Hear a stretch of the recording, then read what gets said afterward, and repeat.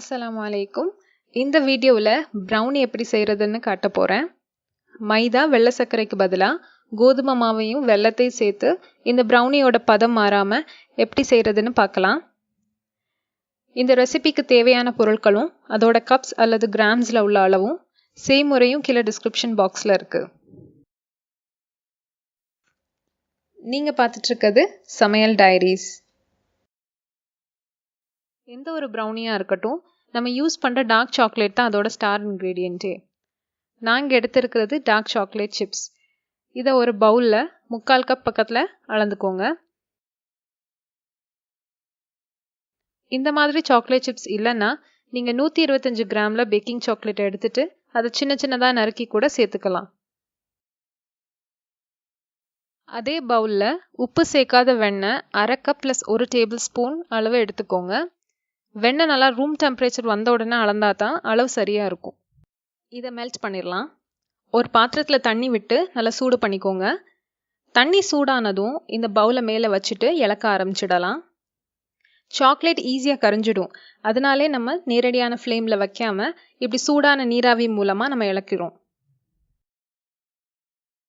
Melt ஆயிடுச்சு. இதை நல்லா ஆற வச்சிடலாம். அவனை 180 டிகிரி செல்சியஸில் நல்லா ப்ரீஹீட் பண்ணிக்கோங்க. இன்னொரு பவுலில் 3 முட்டை எடுத்து உடைச்சி விட்டுறலாம்.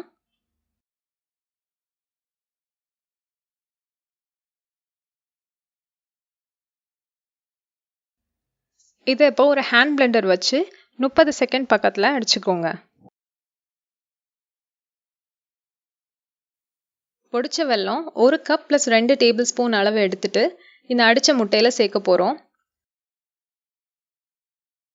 நல்ல சர்க்கரை கரையிற வர ஹேண்ட் பிளெண்டர் வச்சு 2 - 3 நிமிஷம் மேக்ஸிமம் ஸ்பீடில் அடிச்சுக்கோங்க.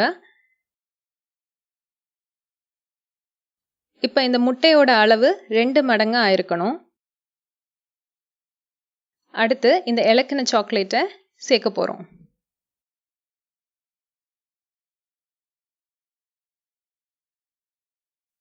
கம்மியான ஸ்பீடில் நல்ல மெதுவாக இதை கலந்து விட்டுறலாம். 1 டீஸ்பூன் வெனிலா எக்ஸ்ட்ராக்ட் சேர்த்து மறுபடியும் இதை மிக்ஸ் பண்ணிக்கோங்க.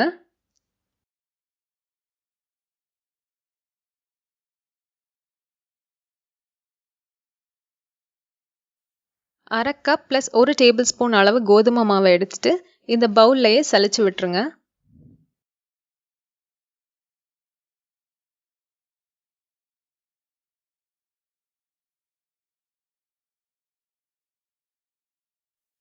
சலிச்ச மாவை இந்த மாதிரி மெதுவாக ஃபோல்ட் பண்ணி மிக்ஸ் பண்ணுங்க. இப்படி கலந்து விடும்போது பேட்டரில் இருக்கிற காற்றை ரொம்ப உடைக்காம அதிலே தக்க வச்சுக்கலாம். நம்ம ப்ரௌனீஸும் ரொம்ப சாஃப்டாக வரும்.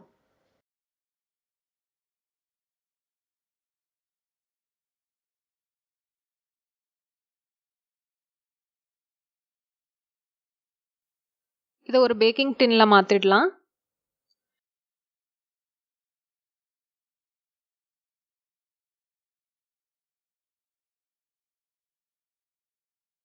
இப்படியே கூட பேக் பண்ணலாம். ஆனால் நான் மேலே கொஞ்சம் வால்நட்ஸை சின்னதாக நறுக்கி போட போகிறேன். எந்த நட்ஸ்னாலும் சேர்த்துக்கலாம்.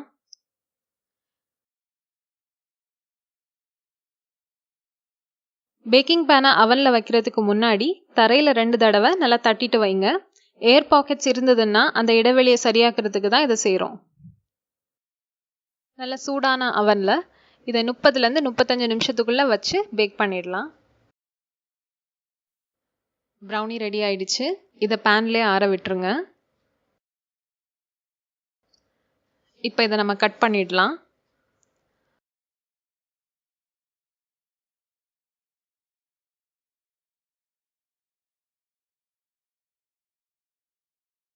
நார்மல் ப்ரௌனி மாதிரியே ரொம்ப மெதுவாக இருக்குது.